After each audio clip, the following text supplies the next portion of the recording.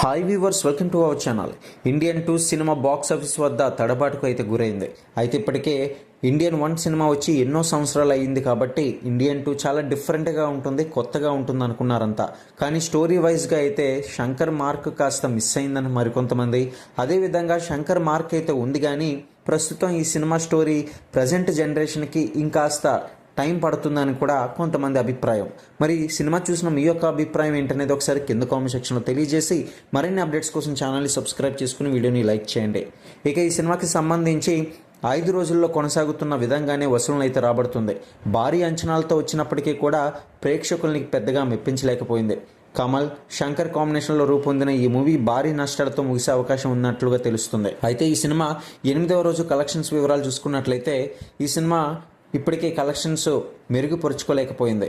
తమిళంలో 2 కోట్ల రూపాయలు, ఆంధ్ర నైజంలో 1.5 కోట్ల రూపాయలు, హిందీ, కన్నడ చిత్రాల్లో 1 కోటి రూపాయలు. అదేవిధంగా దీంతో ఈ సినిమా 4.5 కోట్ల రూపాయలు మాత్రమే వసూలు సాధించింది. 89.50 కోట్ల రూపాయలు ఇండియాలో రాబట్టింది. ఇక ఇండియన్ 2 సినిమా బ్రేక్ ఈవెన్ విషయానికి వస్తే కనుక ఈ చిత్రం 600 కోట్ల గ్రాస్ కలెక్షన్స్ లక్ష్యంగా బాక్స్ ఆఫీస్ జర్నీని అయితే మొదలుపెట్టింది.